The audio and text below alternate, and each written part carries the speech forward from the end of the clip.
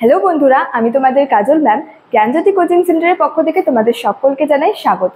তো বন্ধুরা, আজকে আমি তোমাদের সামনে যে টপিকটি নিয়ে চলে এসেছি সেটি হচ্ছে craft of the Harappan civilisation, মানে হরপ্পা সভ্যতার যে হস্তশিল্পের যে উপাদানগুলি সেই সম্পর্কে কিন্তু আজকে আমি তোমাদের সঙ্গে আলোচনা করব।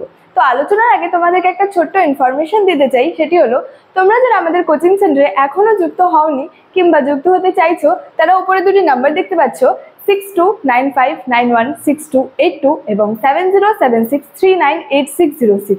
এই দুটি নাম্বারের মধ্যে কিন্তু যে কোনো একটি নাম্বারে যোগাযোগ করে আমাদের সাথে যুক্ত হয়ে যেতে পারো। তো দেরি না করে কিন্তু আজকে টপিক সম্পর্কে আলোচনা শুরু করছি। তো বলেছে হচ্ছে crafts of the Harappan civilisation, মানে হরপ্পা সভ্যতার যে হস্তশিল্পগুলি ছিল সেই সম্পর্কে আজকে আমি তোমাদের সঙ্গে কিন্তু বিস্তারিত আলোচনা করব।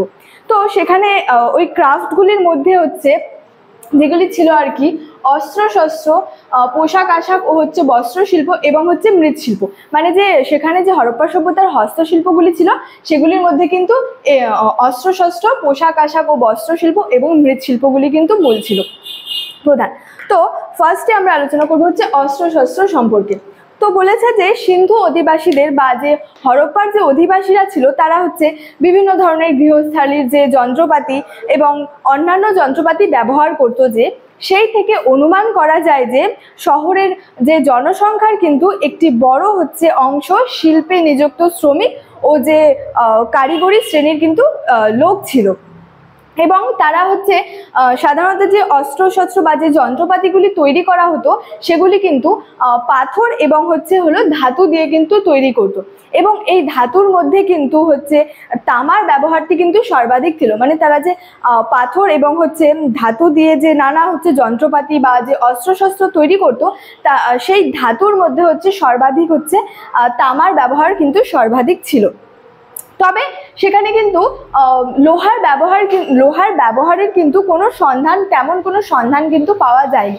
সেখানে হচ্ছে হরপ্পার সিন্ধু উপত্যকার যে মানুষজনরা ছিল তারা হচ্ছে তামা ও হচ্ছে যে ব্রোঞ্জ দিয়ে কিন্তু যে অস্ত্রশস্ত্রগুলি তৈরি করা হতো, এবং সেখানে গলানো তামা ও ব্রোঞ্জ দিয়ে বিভিন্ন ধরনের হচ্ছে ছোট ছোট যে মূর্তিগুলি তৈরি করতো। তারা যে এই যে অস্ত্রশস্ত্রগুলি যে ছিল, এই অস্ত্রশস্ত্রের মধ্যে উল্লেখযোগ্য ছিল হচ্ছে বর্ষা, কুঠার, তারপরে হচ্ছে তীর, ধনুক, ছুরি, এগুলি কিন্তু হচ্ছে তাদের অস্ত্রশস্ত্রের মধ্যে কিন্তু উল্লেখযোগ্য ছিল। এবং তারা হচ্ছে পাথর কেটে গলার বিভিন্ন হার সহ হচ্ছে বিভিন্ন অলংকার হচ্ছে তৈরি করতো তারা, এবং হচ্ছে যে শৌখিন জিনিসপত্র ও তারপরে বলা যায় যে পুঁথিতে কিন্তু তারা দামি পাথর ব্যবহার করত। এবং এই দামি পাথরগুলি যে তারা ব্যবহার করত, এই দামি পাথরগুলির মধ্যে হচ্ছে উল্লেখ্য ছিল হচ্ছে জেড, কার্নেলিয়ান, ল্যাপিস লাজুলি এবং অ্যাগেট। এগুলি কিন্তু যে তারা হচ্ছে দামি পাথর যে ব্যবহার করতো সেই দামি পাথরের মধ্যে কিন্তু ছিল।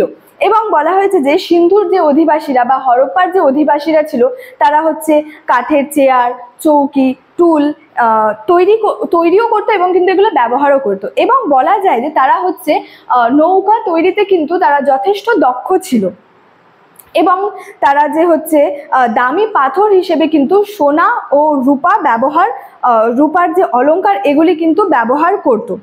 নেক্সট বলছে হচ্ছে হরপ্পা সভ্যতার যে পোশাক আশাক ও বস্ত্রশিল্প ছিল সেটা। তো এখানে বলছে সিন্ধু উপত্যকার যে তুলোর চাষ প্রচলিত থাকায় সেখানে হচ্ছে সুতি বস্ত্রের উৎপাদনকে কেন্দ্র করে কিন্তু বস্ত্রশিল্পের জনপ্রিয়তা হচ্ছে লক্ষ্য করা গিয়েছিল। এবং সেখানে হচ্ছে যে মহেঞ্জোদারোর বিভিন্ন বাড়ি থেকে সুতি বস্ত্র উৎপাদনে ব্যবহৃত যন্ত্রপাতিগুলি আবিষ্কৃত হয়েছিল।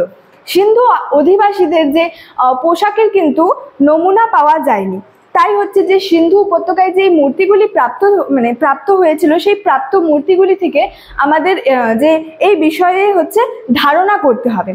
তো সেখানে বলা হয়েছে যে নারী ও পুরুষের যে পোশাক ছিল সেই পোশাকের কিন্তু তেমন একটা কোনো পার্থক্য ছিল না। প্রত্যেকটা পোশাক হচ্ছে দুটি খণ্ডে বিভক্ত ছিল, ঊর্ধ্বাঙ্গে এবং হচ্ছে নিম্নাঙ্গে। তো বলা হয়েছে দেহের ঊর্ধ্বাঙ্গে ছিল হচ্ছে তাদের হচ্ছে চাদর, এবং হচ্ছে নিম্নাঙ্গে বা নিম্নে ছিল হচ্ছে তাদের ধুতির মতো কিন্তু যে কাপড় থাকতো সেগুলি কিন্তু ছিল। তো যে পোশাকের জন্য তারা হচ্ছে যে তুলো এবং হচ্ছে পশমের ব্যবহার করতো।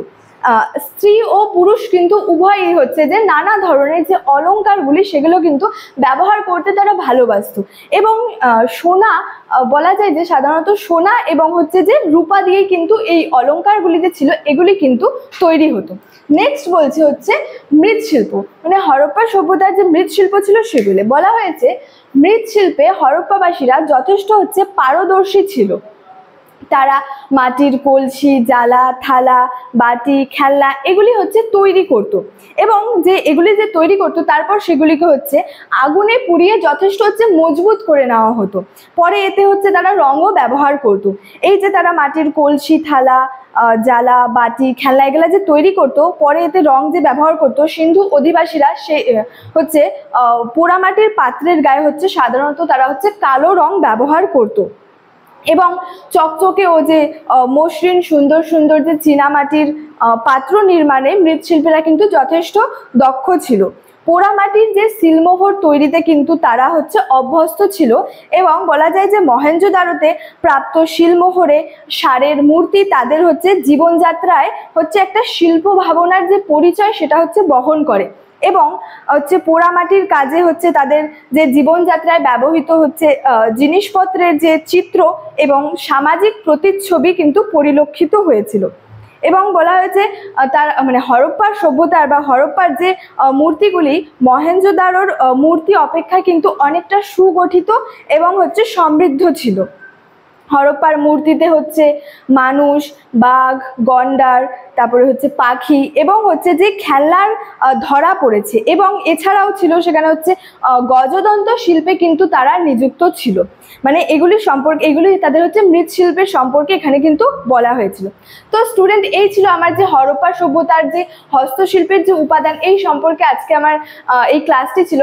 ভিডিওটি তোমাদের কেমন লাগলো অবশ্যই আমাকে কমেন্টস করে জানিও এবং ভিডিওটি ভালো লাগলে বন্ধুদের সঙ্গে কিন্তু শেয়ার করতে ভুলবে না। দেখা হচ্ছে তোমাদের সঙ্গে পরবর্তী ক্লাসে।